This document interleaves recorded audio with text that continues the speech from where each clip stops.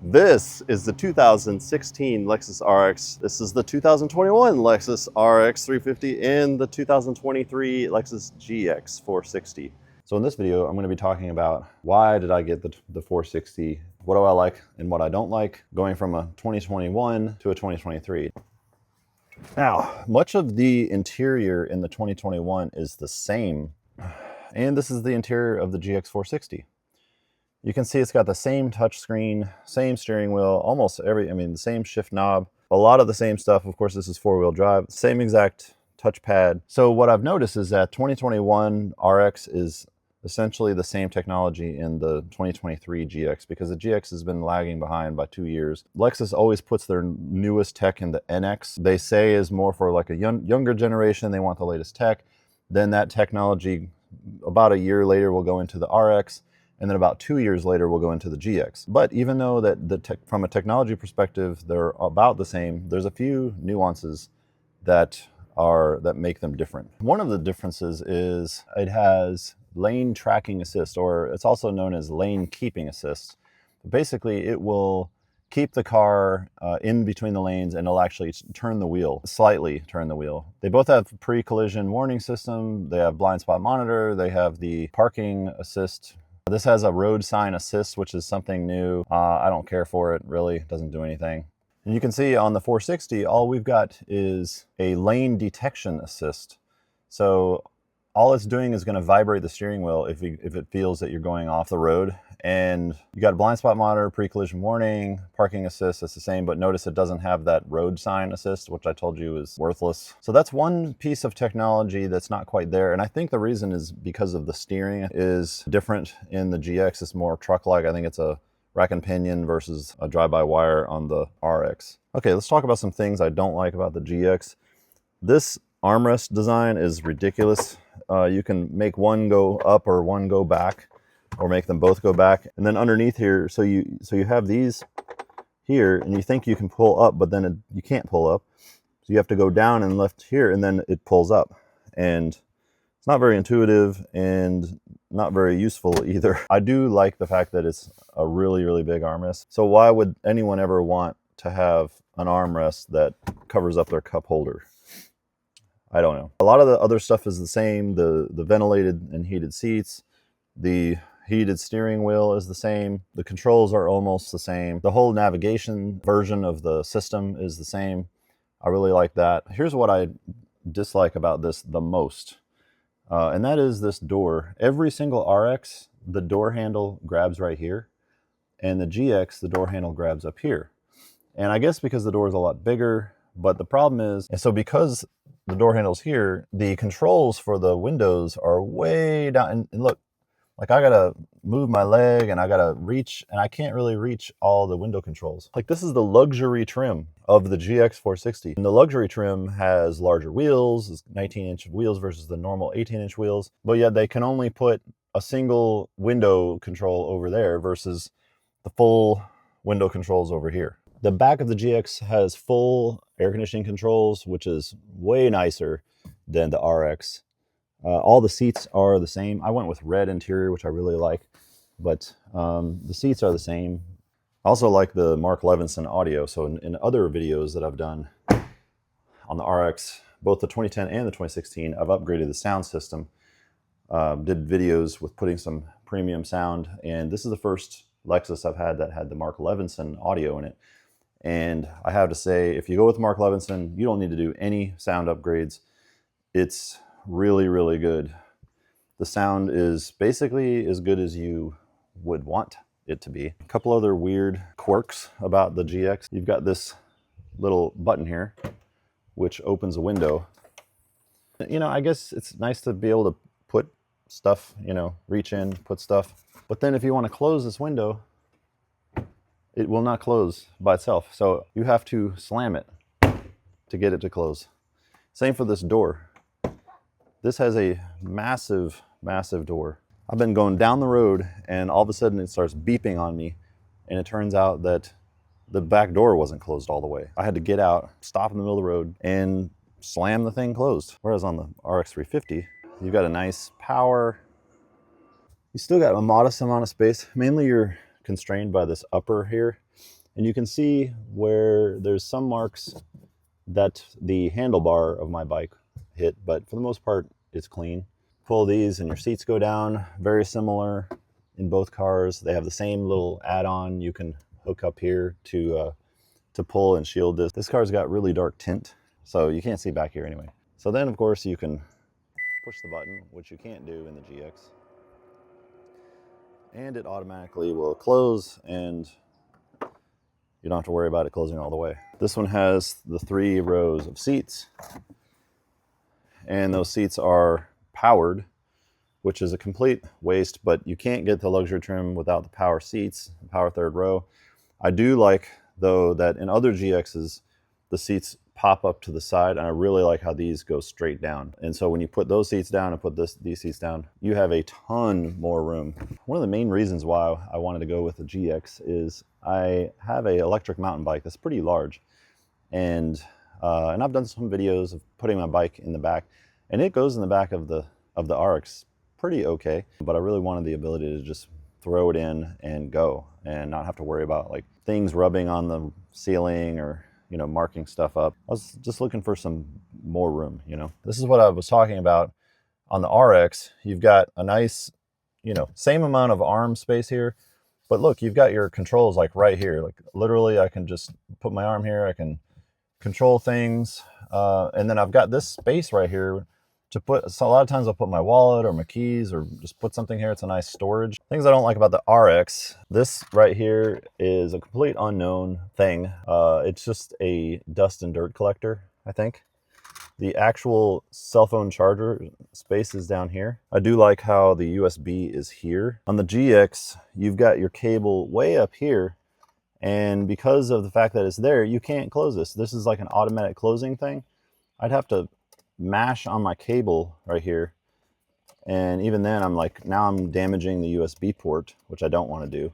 I need like a 90-degree USB cable to make this work. You can see that there's a whole space here that you can close up with a little door, and as long as this is plugged in, you can't close it. Why do I have this? Well, it's because it's Apple CarPlay. Both cars have Apple CarPlay. Now, it's not wireless Apple CarPlay, but just the fact that it has Apple CarPlay is so great. Whether you like Apple Maps or Google Maps, it just integrates perfectly. You know, everything's on the screen and it's just so easy. So, but you have to plug it in. As long as you're gonna use a cable, it's gonna be in the way of that. And I wish that there was ports back here. I think it's because this box here, there's an actual option for a cool box to turn this into a little, I guess, refrigerator or cooler or something as an upgrade. So I might look to see, it would be nice to have cold drinks in your car. But I think that's why they didn't put the ports in there, because of that optional upgrade. Another thing that's better about the GX is you pull this down further and you have a nice sunglass holder. Even I think the newer GX doesn't have this. This GX in particular has air suspension, so it's electronic damper controlled, which basically means that the shocks have hydraulic fluid and then they're electronically controlled to make them respond in different ways. And so you've got different, you know, from comfort to regular to sport. And then with the air suspension, you can control up and down.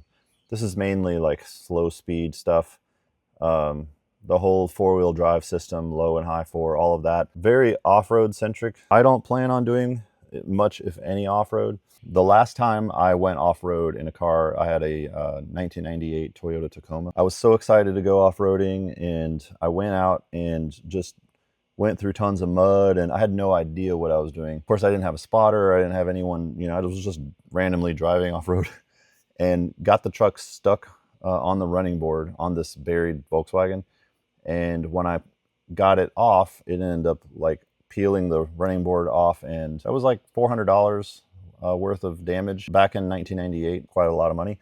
And not only that, but the whole entire underside was just so caked in mud. I had to spend a whole day just scrubbing off all the mud. That was pretty much the end of my off-roading escapades. These RX 350s are built on a car chassis, essentially the same chassis as the ES 350, but just built up a little bit higher to make you feel like you're sitting higher in an SUV, but very much you're in a car. Versus the 460, which is very much like a truck. I think it also shares with the Toyota 4Runner platform. It's a body on frame kind of design versus I think the RX is a unibody. So as a result, like the whole thing sits up higher. I mean, I'm a tall person, so I can just kind of go right in and sit down. And of course in the RX, you're still sitting down, but by no means does this feel like a ES 350. You're still, even though you're sitting down into it, you're still sitting pretty high. Another interesting thing, I'm not sure why they did this, but on the RX, you've got this engine mode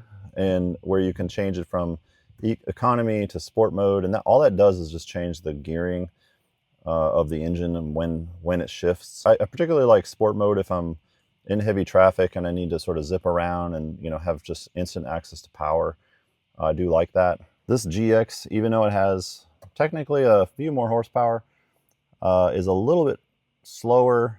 I think maybe a half a second. Really, they've still made it really fast, I would say. It's maybe a half a second slower in 0 to 60, but it feels a lot slower. Since I've owned so many RX 350s, I've had both the front wheel drive and the all-wheel drive. So 2 of mine were front wheel drive, but I have to say that the all-wheel drive is the way to go. It's a little bit more expensive when you're buying it. When you're taking off, let's say you're taking off and you're turning, on the front wheel drive, it always breaks loose because when you've got your wheels turned, the outer wheel is going to want to just, you know, break loose. It almost always happens versus when you have the all-wheel drive version, it automatically adjusts where the torque goes. And when you're taking off from stop, it mainly puts that in the rear.